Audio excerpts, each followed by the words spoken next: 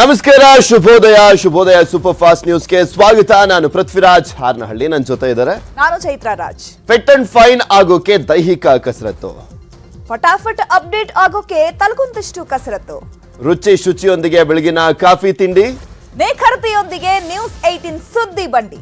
7 ಗಂಟೆಗೆ ಶುಭೋದಯ super fast, 8 ಗಂಟೆಗೆ 10 ನಿಮಿಷದಲ್ಲೇ 30 ಸುದ್ದಿ, 10 ಗಂಟೆಗಂತೂ 30 ನಿಮಿಷದಲ್ಲೇ ಟಾಪ್ 50 ಸುದ್ದಿ ನಿಮ್ಮ ಮುಂದೆ.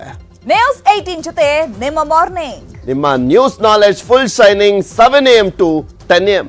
ಸೂಪರ್ ಫಾಸ್ಟ್ ಸುದ್ದಿಗಳ ಸೂಪರ್ ಹಿಟ್ ಕವರೇಜ್. ಈಗ ಶುಭೋದಯ ಸೂಪರ್ ಫಾಸ್ಟ್ ನಲ್ಲಿ ರಾಜ್ಯ, ದೇಶ, ವಿದೇಶದಲ್ಲಿ ಆಗಿರುವಂತಹ ಪ್ರಮುಖ ಸುದ್ದಿ ಬೆಳವಣಿಗೆಗಳ ಒಂದೊಂದೇ ಸುದ್ದಿಯನ್ನ ನೋಡ್ತಾ ಹೋಗೋಣ.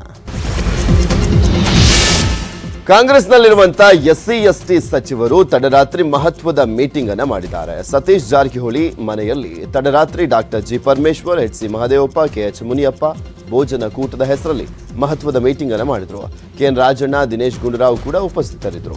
CM ಹಾಗೂ DCM ದೆಹಲಿಗೆ ಹೋದ ವೇಳೆ ಈ ನಾಯಕರು ಪ್ರತ್ಯೇಕ ಸಭೆಯನ್ನು ನಡೆಸಿರುವಂಥದ್ದು ಕುತೂಹಲಕ್ಕೆ ಎಡೆ ಮಾಡಿಕೊಟ್ಟಿದೆ.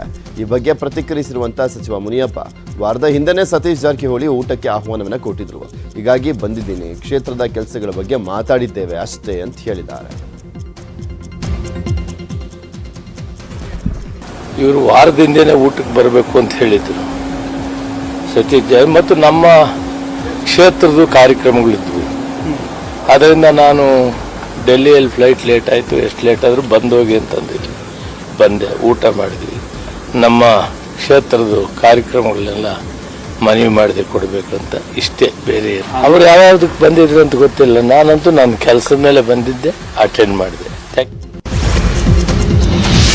ಮುಂಬರುವ ಲೋಕಸಭೆ ಚುನಾವಣೆಗೆ ಕಾಂಗ್ರೆಸ್ ಭರ್ಜರಿ ಸಿದ್ಧತೆ ನಡೆಸಿದೆ. ನಿನ್ನೆ ದೆಹಲಿಯ ಕಾಂಗ್ರೆಸ್ ಕಚೇರಿಯಲ್ಲಿ ಮಹತ್ವದ ಸಭೆ ನಡೆಯಿತು. ಸಭೆಯಲ್ಲಿ CM Siddaramaiah, DCM DK Shivakumar ಸೇರಿದಂತೆ ಹಲವರು ನಾಯಕರು ಭಾಗಿಯಾಗಿದ್ದರು. 2 ಪ್ರತ್ಯೇಕ ಸಭೆಗಳಲ್ಲಿ ಭಾರತ್ ಜೋಡೋ ನ್ಯಾಯ ಯಾತ್ರೆ ಹಾಗೂ ಲೋಕಸಭೆ ಚುನಾವಣೆ ಸಿದ್ಧತೆ, ಪ್ರಣಾಳಿಕೆ ರಚನೆ ಕುರಿತು ಮಹತ್ವದ ಚರ್ಚೆ ನಡೆಯಿತು. ಲೋಕಸಭೆ ಚುನಾವಣೆಯಲ್ಲಿ ಹೆಚ್ಚಿನ ಸ್ಥಾನ ಗೆಲ್ಲಲು ಯಾವ ಕ್ರಮ ಕೈಗೊಳ್ಳಬೇಕು, ಹೆಚ್ಚಿನ ಸ್ಥಾನ ಗೆಲ್ಲಲು ಯಾರಿಗೆ ಯಾವ ರೀತಿಯ ಜವಾಬ್ದಾರಿಗಳನ್ನು ಹಂಚಿಕೆ ಮಾಡಬೇಕು ಅನ್ನೋದರ ಬಗ್ಗೆ ಚರ್ಚಿಸಲಾಯಿತು. ಕಳೆದ ವರ್ಷ ಕನ್ಯಾಕುಮಾರಿಯಿಂದ ಕಾಶ್ಮೀರದವರೆಗೆ ಯಶಸ್ವಿಯಾಗಿ ಭಾರತ್ ಜೋಡೋ ಯಾತ್ರೆ ನಡೆಸಿದ್ದಂತ ಕಾಂಗ್ರೆಸ್ ಈ ವರ್ಷ ಈಶಾನ್ಯ ಭಾರತದಿಂದ ಪಶ್ಚಿಮದವರೆಗೆ ಯಾತ್ರೆಯನ್ನು ನಡೆಸಲಿಕ್ಕೆ ನಿರ್ಧಾರ ಮಾಡಿದೆ. ಜನವರಿ 14ರಿಂದ 66 ದಿನಗಳ ಕಾಲ ನಡೆಯುವಂಥ ಈ ಯಾತ್ರೆಯ ಹೆಸರನ್ನ ಈ ಮುಂಚಿನ ಭಾರತ್ ನ್ಯಾಯ ಯಾತ್ರೆಯಿಂದ ಭಾರತ್ ಜೋಡೋ ನ್ಯಾಯ ಯಾತ್ರೆ ಅಂತ ಬದಲಿಸಲಾಗಿದೆ. ಹಿಂಸಾ ಪೀಡಿತ ಮಣಿಪುರದಿಂದ ರಾಹುಲ್ ಗಾಂಧಿ ನೇತೃತ್ವದಲ್ಲಿ ಯಾತ್ರೆ ಆರಂಭವಾಗಲಿದ್ದು 15 ರಾಜ್ಯಗಳ 110 ಜಿಲ್ಲೆಗಳಲ್ಲಿ ಸುಮಾರು 6700 ಕಿಲೋಮೀಟರ್ ಯಾತ್ರೆ ಸಾಗಿದ ಬಳಿಕ ಮಹಾರಾಷ್ಟ್ರದ ಮುಂಬೈನಲ್ಲಿ ಅಂತ್ಯಗೊಳ್ಳಲಿದೆ. ಈ ವೇಳೆ ಯಾತ್ರೆ 100 ಲೋಕಸಭಾ ಕ್ಷೇತ್ರಗಳು ಮತ್ತು 337 ವಿಧಾನಸಭಾ ಕ್ಷೇತ್ರದಲ್ಲಿ ಸಾಗಲಿರುವಂಥದ್ದು. ಈ ಬಾರಿಯ ಯಾತ್ರೆ ಕಾಲ್ನಡಿಗೆ ಹಾಗೂ ಬಸ್ ಯಾತ್ರೆ ಎರಡನ್ನೂ ಕೂಡ ಒಳಗೊಂಡಿರುತ್ತೆ. ಹುಬ್ಬಳ್ಳಿಯಲ್ಲಿ 31 ವರ್ಷ ಹಿಂದಿನ ಕೇಸ್ನಲ್ಲಿ ಬಂಧನಕ್ಕೆ ಒಳಗಾಗಿರೋ ಕರಸೇವಕ ಶ್ರೀಕಾಂತ್ ಪೂಜಾರಿಗೆ ಇವತ್ತು ಜಾಮೀನು ಸಿಗೋ ಸಾಧ್ಯತೆ ಇದೆ. ಜಿಲ್ಲಾ ನ್ಯಾಯಾಲಯದಲ್ಲಿ ಜಾಮೀನು ಅರ್ಜಿ ವಿಚಾರಣೆ ನಡೆದಿದ್ದು, ನ್ಯಾಯಾಧೀಶರು ವಾದ ಪ್ರತಿವಾದ ಆಲಿಸಿದ್ದಾರೆ. ಇದೇ ಕೇಸ್ ಸಂಬಂಧ ಬೇರೆ ಆರೋಪಿಗಳಿಗೂ ಈಗಾಗಲೇ ಜಾಮೀನು ಸಿಕ್ಕಿದೆ. ಶ್ರೀಕಾಂತ್ಗೂ ಜಾಮೀನು ನೀಡುವಂತೆ ವಕೀಲರು ಮನವಿ ಮಾಡಿದ್ದಾರೆ. ಇವತ್ತು ನ್ಯಾಯಾಧೀಶರು ತೀರ್ಪನ್ನು ಪ್ರಕಟಿಸಲಿದ್ದಾರೆ. ಹುಬ್ಬಳ್ಳಿಯ ಉಪ ಕಾರಾಗೃಹದಲ್ಲಿ ಶ್ರೀಕಾಂತ್ನನ್ನ ಇಡಲಾಗಿದೆ. ಶ್ರೀಕಾಂತ್ ಬಿಡುಗಡೆಗಾಗಿ ಕುಟುಂಬಸ್ಥರು ಎದುರು ನೋಡುತ್ತಿದ್ದಾರೆ. ಬಳಿಯ ಕರಸೇವಕ ಶ್ರೀಕಾಂತ್ ಪೂಜಾರಿ ಬಿಡುಗಡೆಗೆ ಒತ್ತಾಯಿಸಿ ಇಂದು ಕೂಡ ಬಿಜೆಪಿ ನಾಯಕರು ಪ್ರತಿಭಟನೆಯನ್ನು ನಡೆಸಲಿದ್ದಾರೆ.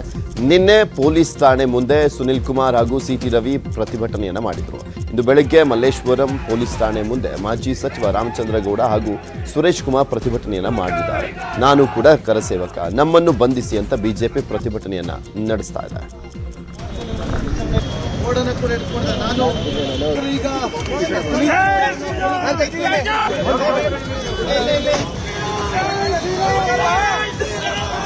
राजा राम श्री राम जय राम जय राम श्री राम. ಕರಸೇವಕರು ಆಯ್ತು, ಈಗ ದತ್ತಪೀಠ ಕೇಸ್ಗೆ ಮರುಜೀವ ಬಂದಿದೆ. ಪೊಲೀಸರು 14 ಜನರ ಮೇಲಿನ ಕೇಸ್ ಓಪನ್ ಮಾಡಿದ್ದಾರೆ. 2017ರಲ್ಲಿ ದತ್ತಪೀಠದಲ್ಲಿ ಗೌರಿ ಸ್ಥಳದಲ್ಲಿ ಭಗವಧ್ವಜ ಹಾರಿಸಿದ ಕೇಸನ್ನ ಬಿಜೆಪಿ ಸರ್ಕಾರ ಕ್ಲೋಸ್ ಮಾಡಿತ್ತು. ಇದೀಗ ಆ ಕೇಸ್ಗೆ ಮರುಜೀವ ಸಿಕ್ಕಿದ್ದು 14 ಜನರು ಇದೇ ತಿಂಗಳ 8ಕ್ಕೆ ಕೋರ್ಟ್ಗೆ ಹಾಜರಾಗುವಂತೆ ಚಿಕ್ಕಮಗಳೂರು ಕೋರ್ಟ್ ನೋಟಿಸ್ ನೀಡಿದೆ.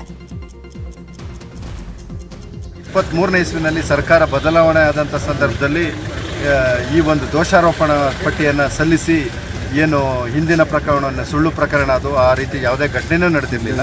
ಆದರೆ ಉದ್ದೇಶಪೂರ್ವಕವಾಗಿ ತೊಂದರೆ ಕೊಡೋ ಉದ್ದೇಶದಿಂದ ಇತ್ತೀಚೆಗೆ ಬಂದಂಥ ಸರ್ಕಾರದಿಂದ ಈ ಒಂದು ಘಟನೆ ಆಗಿದೆ. ಸುಮಾರು 5 ವರ್ಷಗಳ ಕಾಲ ಈಗ ದೋಷಾರೋಪಣಾ ಪಟ್ಟಿಯನ್ನು ಸಲ್ಲಿಸಿ ನ್ಯಾಯಾಲಯಕ್ಕೆ ಸಲ್ಲಿಸಿದರೆ ಆ ಸಮನ್ಸ್ ಆರೋಪಿಗಳಿಗೆ ಬಂದಿದೆ. 23ನೇ ಇಸ್ವಿನಲ್ಲಿ ಇನ್ನು ದತ್ತಪೀಠದ ಕೇಸ್ ಓಪನ್ಗೆ ಸಂಬಂಧಪಟ್ಟಂತೆ ಬಿಜೆಪಿ ನಾಯಕರು ತೀವ್ರ ಆಕ್ರೋಶವನ್ನ ವ್ಯಕ್ತಪಡಿಸಿದ್ದಾರೆ. ಈ ಕುರಿತು ಚಿಕ್ಕಮಗಳೂರಿನಲ್ಲಿ ಮಾತನಾಡಿದ ಸಿಟಿ ರವಿ, ಇದೊಂದು ಹಿಂದೂ ವಿರೋಧಿ ಸರ್ಕಾರ, ಇವರಿಗೆ ಹಿಂದೂ ಕಾರ್ಯಕರ್ತರೇ ಟಾರ್ಗೆಟ್ ಆಗಿದ್ದು ಇದಕ್ಕೆ ಬೆಲೆ ತೆರಬೇಕಾಗುತ್ತೆ ಅಂತ ಹೇಳಿದ್ದಾರೆ. ಶಿವಮೊಗ್ಗದಲ್ಲಿ ಹುಬ್ಬಳ್ಳಿಯಲ್ಲಿ 31 ವರ್ಷದ ಹಳೆ ಪ್ರಕರಣ ಕೆದಕಿದ್ದಾರೆ, ಮರುಜೀವ ಕೊಟ್ಟಿದ್ದಾರೆ. ಇದು 7 ವರ್ಷದ್ದು ಹಳೆ ಪ್ರಕರಣವನ್ನು ಕ್ಲೋಸ್ ಆಗಿದ್ದನ್ನು ಮತ್ತೆ ಸಮನ್ಸ್ ಕೊಟ್ಟಿದ್ದಾರೆ. ಇಡೀ ರಾಜ್ಯದಲ್ಲಿ ಇನ್ನೇನೇನು ಪಿತೂರಿ ಮಾಡಿದ್ದಾರೆ ಅನ್ನೋದನ್ನು ಮಾಹಿತಿ ತಗೊಂಡ್ಮೇಲೆ ಮಾತಾಡ್ತೀನಿ. ನಾನು ಕೆಲವು ನಿಮಿಷಗಳ ಹಿಂದೆ ಕಾರ್ಯಕರ್ತರು ಫೋನ್ ಮಾಡಿದ್ರು, ಹಿಂಗೆ ಸಮನ್ಸ್ ಬಂದಿದೆ ಅಂತ. ಡೀಟೇಲ್ಸ್ ತಗೊಂಡ್ಮೇಲೆ ವಾಟ್ಸಪ್ಪಲ್ಲಿ ಕಳ್ಸಕ್ಕೆ ಹೇಳಿದ್ದೀನಿ, ನೋಡಿದ್ಮೇಲೆ ಹೇಳ್ತೀನಿ. ಆದರೆ ಸರ್ಕಾರ ಹಿಂದೂ ವಿರೋಧಿ ಸರ್ಕಾರ. ಇತ್ತ ಬಿಜೆಪಿ ಪ್ರಧಾನ ಕಾರ್ಯದರ್ಶಿ ಪಿ ರಾಜೀವ್ ಕೂಡ ಆಕ್ರೋಶವನ್ನ ಹೊರಹಾಕಿದ್ದು, ವಿನಾಶಕಾಲೆ ವಿಪರೀತ ಬುದ್ಧಿ ಎಂಬಂತೆ ಈ ಸರ್ಕಾರ ಮಾಡ್ತಾ ಇದೆ. ದತ್ತಪೀಠದ ಕೇಸ್ಗಳು ಓಪನ್ ಮಾಡುವ ಮೂಲಕ ಹಿಂದೂಗಳ ಮೇಲೆ ಎಷ್ಟು ಅಸೂಯೆ ಇದೆ ಅನ್ನೋದನ್ನ ತೋರಿಸಿಕೊಡ್ತಾ ಇದೆ. ದೀಪ ಆರುವ ಮುನ್ನ ಹೆಚ್ಚು ಉರಿಯುತ್ತೆ ಅಂತ ಆಕ್ರೋಶವನ್ನ ವ್ಯಕ್ತಪಡಿಸಿದ್ದಾರೆ. ವಿಪರೀತ ಬುದ್ಧಿ ಅನ್ನುವ ಹಾಗೆ ಈ ಸರ್ಕಾರ ಜನತೆಯ ಭಾವನೆಯ ಜೊತೆಗೆ ಚೆಲ್ಲಾಟವನ್ನ ಆಡ್ತಾ ಇದೆ. ದತ್ತಪೀಠದ ಪ್ರಕರಣಗಳು ಮುಕ್ತಾಯವಾಗಿದ್ದವು, ಅವುಗಳನ್ನು ಮತ್ತೆ ಓಪನ್ ಮಾಡೋದ್ರ ಮೂಲಕ ಕಾಂಗ್ರೆಸ್ಸಿನ ಮನಸ್ಸಿನಲ್ಲಿ ಹಿಂದೂಗಳ ಬಗ್ಗೆ ಅದು ಎಷ್ಟು ದ್ವೇಷ ಕಾರ್ತಾ ಇದೆ ಅನ್ನೋದನ್ನ ತೋರಿಸ್ಕೊಡ್ತಾ ಇದೆ. ಇಂದು ಉಪಮುಖ್ಯಮಂತ್ರಿ ಡಿಕೆ ಶಿವಕುಮಾರ್ ನೇತೃತ್ವದ ಮನೆ ಬಾಗಿಲಿಗೆ ಸರ್ಕಾರ ಸೇವೆಗೆ ಇರಲಿ ಸಹಕಾರ ಕಾರ್ಯಕ್ರಮದ 2ನೇ ಆವೃತ್ತಿ ನಡೆಯಲಿದೆ. ಇದು ಯಲಹಂಕ, ಬ್ಯಾಟರಾಯನಪುರ, ದಾಸರಹಳ್ಳಿ ವಿಧಾನಸಭಾ ಕ್ಷೇತ್ರದ ಜನರ ಅಹವಾಲನ್ನು ಸ್ವೀಕರಿಸಲಿಕ್ಕೆ ಡಿಕೆಶಿ ಮುಂದಾಗಿದ್ದಾರೆ. ಯಲಹಂಕದ ಅಂಬೇಡ್ಕರ್ ಭವನದಲ್ಲಿ 9:30ರಿಂದ ಸಂಜೆಯವರೆಗೂ ಕಾರ್ಯಕ್ರಮ ನಡೆಯಲಿದ್ದು, ಬಿಬಿಎಂಪಿ ಸೇರಿದಂತೆ ಬಿಡಬ್ಲ್ಯೂಎಸ್ಎಸ್ಬಿ, ಬೆಸ್ಕಾಂ, ಬಿಎಂಟಿಸಿ, ಬಿಡಿಎ ಹಲವು ಸಂಸ್ಥೆಗಳು ಒಂದೇ ಸೂರಿನಡಿ ಜನರ ದೂರು ಸಮಸ್ಯೆಯನ್ನು ಆಲಿಸಲಿದೆ. ರಾಜ್ಯದಲ್ಲಿ ನಿನ್ನೆ 298 ಹೊಸ ಕೊರೋನಾ ಸೋಂಕಿತರು ಪತ್ತೆಯಾಗಿದ್ದಾರೆ. ಬೆಂಗಳೂರು ಒಂದರಲ್ಲೇ 173 ಹೊಸ ಕೇಸ್ ಪತ್ತೆಯಾಗಿವೆ. ಜೊತೆಗೆ 24 ಗಂಟೆಯಲ್ಲಿ ಕೊರೋನಾ ಸೋಂಕಿಗೆ 4 ಬಲಿಯಾಗಿದ್ದಾರೆ. ಬೆಂಗಳೂರಲ್ಲಿ 2, ಮೈಸೂರು, ಧಾರವಾಡದಲ್ಲಿ ತಲಾ 1 ಸಾವು ದಾಖಲಾಗಿದ್ದು, ರಾಜ್ಯದಲ್ಲಿ ಕೊರೋನಾ ಪಾಸಿಟಿವಿಟಿ ದರ 3.82%. ರಾಜ್ಯದಲ್ಲಿ ಕೋವಿಡ್ ಪ್ರಕರಣಗಳ ಸಂಖ್ಯೆ ಹೆಚ್ಚಳ ಆಗಿರುವ ಹಿನ್ನೆಲೆಯಲ್ಲಿ ಪರಿಸ್ಥಿತಿ ಕುರಿತು ಚರ್ಚೆ ನಡೆಸಲು ಆರೋಗ್ಯ ಸಚಿವರು, ಆರೋಗ್ಯ ಇಲಾಖೆ ಅಧಿಕಾರಿಗಳು ಸಭೆ ನಡೆಸಿದ್ದಾರೆ. ಇವತ್ತು ಮಧ್ಯಾಹ್ನ 2:30ಕ್ಕೆ ವಿಕಾಸಸೌಧದಲ್ಲಿ ಸಭೆ ನಡೆಯಲಿದೆ. ಲೋಕಸಭಾ ಚುನಾವಣಾ ಹೊಸ್ತಿಲಲ್ಲೇ ತಿಪ್ಟೂರು ಕಾಂಗ್ರೆಸ್ನಲ್ಲಿ ಭಿನ್ನಮತ ಕಾಣಿಸಿಕೊಂಡಿದೆ. ಶಾಸಕ ಷಡಾಕ್ಷರಿ ವಿರುದ್ಧ ಲೋಕೇಶ್ವರ್ ಬೆಂಬಲಿಗರು ಹಾಗೂ ಕಾಂಗ್ರೆಸ್ ಕಾರ್ಯಕರ್ತರು ಸಿಡಿದೆದ್ದಿದ್ದಾರೆ. ನೊಂದ ಕಾಂಗ್ರೆಸ್ ಕಾರ್ಯಕರ್ತರ ಹೆಸರಿನಲ್ಲಿ ಇಂದು ಗುರುಲೀಲಾ ಕಲ್ಯಾಣ ಮಂಟಪದಲ್ಲಿ ಸಭೆ ನಡೆಸ್ತಾ ಇದ್ದಾರೆ. ಶಾಸಕ ಷಡಾಕ್ಷರಿ ಕಾಂಗ್ರೆಸ್ ಕಾರ್ಯಕರ್ತರನ್ನ ಕಡೆಗಣಿಸ್ತಾ ಇದ್ದಾರೆ. ಹಾಗೆ ತಾಲೂಕು ಆಡಳಿತದ ವಿಚಾರದಲ್ಲೂ ಕೂಡ ಷಡಾಕ್ಷರಿ ಕುಟುಂಬ ಹಸ್ತಕ್ಷೇಪ ನಡೆಸ್ತಾ ಇದೆ ಅಂತ ಆರೋಪಿಸಿ ಲೋಕೇಶ್ವರ್ ಬಣ ಸಿಡಿದೆದ್ದಿದೆ. ಆದರೆ ನಾವು ಯಾರನ್ನೂ ನಿರ್ಲಕ್ಷ್ಯ ಮಾಡಿಲ್ಲ ಅಂತ ಶಾಸಕ ಷಡಾಕ್ಷರಿ ಅವರು ಹೇಳ್ತಿದ್ದಾರೆ.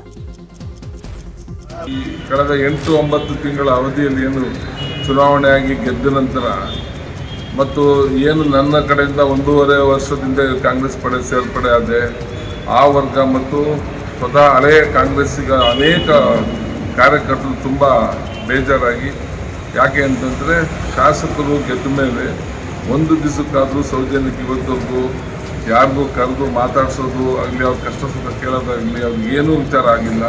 ಕೇವಲ ಕೆಲವೇ ಆಯ್ದಂಥ ಕೆಲವ್ರನ್ನ ಮತ್ತು ತನ್ನ ಕುಟುಂಬದವ್ರನ್ನ ಮುಂದೆ ಬಿಟ್ಕೊಂಡು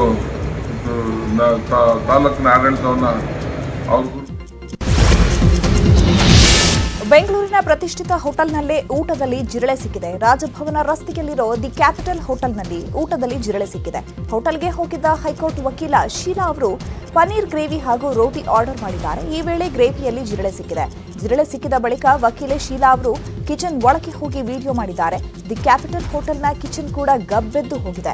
ಈ ವಿಡಿಯೋಗಳನ್ನು ಚಿತ್ರೀಕರಿಸಿಕೊಂಡ ವಕೀಲೆ ಶೀಲಾ ಫುಡ್ ಇನ್ಸ್ಪೆಕ್ಟರ್ ಸುಬ್ರಹ್ಮಣ್ಯ ಅವರಿಗೆ ಕರೆ ಮಾಡಿದ್ರೆ ಅವರು ನಾಳೆ ಬರ್ತೀವಿ ಅಂತ ನಿರ್ಲಕ್ಷ್ಯ ತೋರಿದ್ದಾರೆ. ಹೋಟೆಲ್ನಲ್ಲಿನ ಅಧ್ವಾನದ ಬಗ್ಗೆ ವಿಧಾನಸೌಧ ಠಾಣೆಗೆ ವಕೀಲೆ ದೂರನ್ನ ದಾಖಲು ಮಾಡಿದ್ದಾರೆ.